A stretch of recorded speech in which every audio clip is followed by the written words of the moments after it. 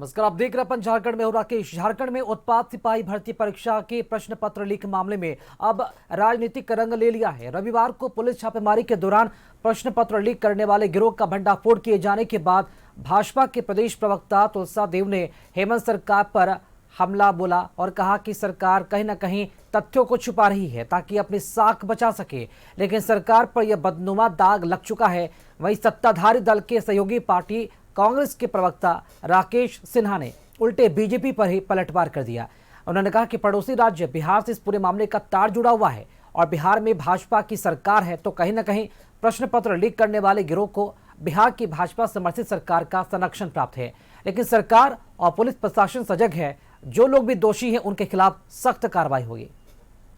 Police का स्पष्टीकरण और जेएसएससी की जो कहानी है, भाई हमें तो यही लगेगा कि राष्ट्रीय और अंतर्राष्ट्रीय ख्याति प्राप्त जो जासूसी उपन्यास लिखते हैं उन उपन्यासकारों को ये टक्कर दे रहे हैं साहब। कहाँ वेद प्रकाश शर्मा किसी समय शानदार प्लॉट लिखा करते थे और ऐसा ट्विस्ट एंड टर्न होता था कि लोगों के होश उड़ जाते थे। अब साहब यहाँ सॉल्वर गैंग है इसके पीछे, जिसने कई बार क्वेश्चन पेपर लीक किया है और उसके लोग पकड़ा रहे हैं और 160 अभ्यर्थी पकड़ा रहे हैं और सरकार और जेएसएससी कह रही है साहब ऑल इज़ वेल, कुछ गड़बड़ी नहीं है।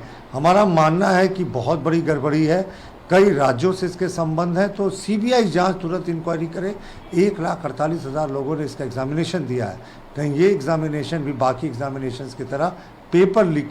लोगों की गिरफ्तारी हुई और उनकी तार बिहार से जुड़ी हुई है और बिहार में सरकार भारतीय जनता पार्टी और जदयू की है।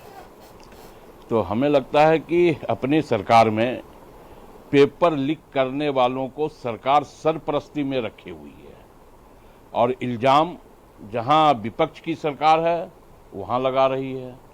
तो हमारी प्रशासन और हमारी शासन ने इस मामले में काफ़ी गंभीरता से काम किया है और वही गंभीरता का परिणाम है कि 5 लोग को गिरफ्तार किया गया और इसकी जांच पूरी संजीदगी के साथ सरकार। चलिए, अधिक जानकारी के साथ विशेष संवाददाता राजीव मोहन जी इस वक्त हमारे साथ लाइव जुड़ चुके हैं। अब राजीव जी, जेएसएससी पेपर लीक मामले में अब सियासी रंग ले लिया है और एक तरह से देखा जाए तो बयानबाजी भी तीखी हो गई है। बड़ा सवाल यह भी है कि क्या सरकार और प्रशासन इसे पेपर लीक मान रही है या फिर कुछ और? देखिए, बिल्कुल ये मामला कल उजागर हो चुका है कि एक सरगना कितने बड़े पैमाने पर किस तरह से जो है उत्पाद विभाग के सिपाही भर्ती मामले में कारनामे को अंजाम देने का प्रयास कर रहे थे, लेकिन ऐन मौके पर पुलिस को इसकी भनक लग गई और पुलिस मौके पर पहुंचकर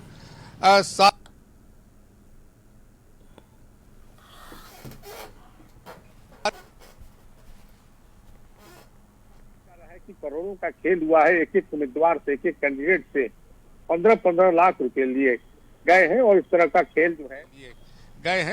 का खेल जो है रचा गया था प्रश्न पत्र लीक कराने के नाम पर। लेकिन देखिए, इसमें किस तरह से सियासी रंग ले लिया है ये पूरा मामला।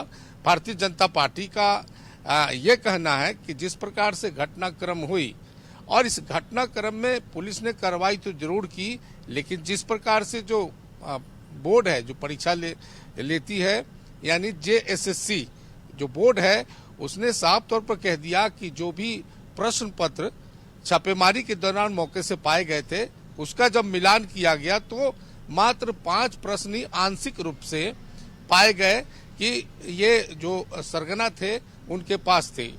एक प्रश्न के बारे में कहा जा रहा है कि हूबहू वो प्रश्न मिले हैं।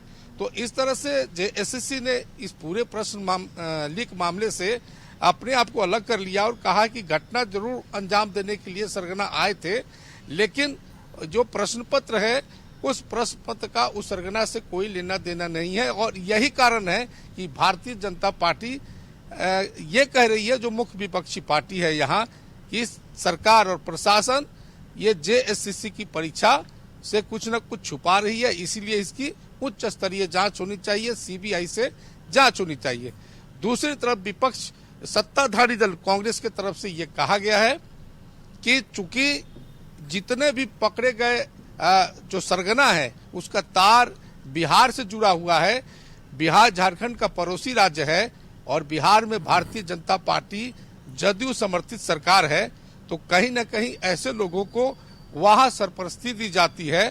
इसलिए ये उनके सरपरस्ती के कारण, उनके संरक्षण के कारण पड़ोसी राज्यों में ऐसे कारनामा करने वाले अंजाम देने की कोशिश करते हैं। लेकिन यहाँ का प्रशासन सख्त है और सख्त कार्रवाई करते हुए इस मामले में गिरफ्तारियां हो रही है। जो दोषी हैं उनको बख्शे नहीं जाएंगे और तमाम जांच चल रही है। तो ये दोनों तरफ से अपने अपने पक्ष को रखे गए हैं। लेकिन एक बात जरूर है कि इस पूरे मामले में जो सिपाही भर्ती के लिए, जो सिपाही उत्पाद विभाग में सिपाही के लिए भर्ती होना चाहते थे, कहीं न कहीं उनका भविष्य खतरे में है। लेकिन प्रशासन का कहना है, सरकार की तरफ से कहा जा रहा है कि ये पूरे मामले की जांच की जा रही है और जो दोषी होंगे उनके खिलाफ कार्रवाई होगी और इसकी पुनरावृत्ति न हो। अब इसके लिए सरकार क्या फैसला लेगी, क्या एक्शन लेगी, यह देखने वाली बात होगी। राकेश जी, राजीव जी, चूंकि सॉल्वर गैंग एक बड़ा गिरोह है, क्योंकि कई लोगों की गिरफ्तारी हुई, कई अभ्यर्थियों को गिरफ्तार किया गया है, क्या गिरफ्तारी की संख्या बढ़ सकती है? क्या लगता है कि कोई बड़ा गिरोह है जो पिछले कई दिनों से एक्टिव था? देखिए, इसमें जो मुख्य रूप से जो गिरफ्तारी हुई है उसमें विकास वत्स का नाम सबसे बड़ा बताया जा रहा है कि वो मास्टरमाइंड है। उसके अलावा बिहार से गिरफ्तार बुलबुल यादव है, उसके बारे में भी कहा जाता है कि ये पूरा जो खेल रचा गया था उसके पीछे बुलबुल यादव का भी हाथ है। तो निश्चित तौर पर इन लोगों से पूछताछ होगी और जब गहराई से पूछताछ होगी तो पता चलेगा कि ये रैकेट कैसे काम कर रहा था। फिलहाल पुलिस ये कह रही है कि इसमें 5 लोग को गिरफ्तार किया गया है, बाकी अभ्यर्थी हैं और कुछ सॉल्वर, जो पेपर सॉल्वर गैंग है, उनसे भी पूछताछ की जा रही है कि क्या वो इस तरह के घटनाओं में वो कैसे शामिल हुए और उनको क्या प्रलोभन दिया गया था और इसके अलावा वो और कैसे कैसे काम करते हैं। तो ये तमाम बिंदु हैं जिस पर पुलिस जांच कर सकती है।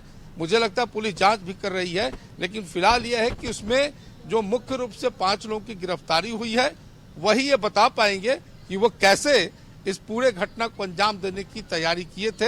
हालांकि उससे पहले ही वो पुलिस के हत्थे चढ़ गए। राकेश, चलिए, बहुत शुक्रिया राजीव जी खबर पर जानकारी देने के लिए आपका।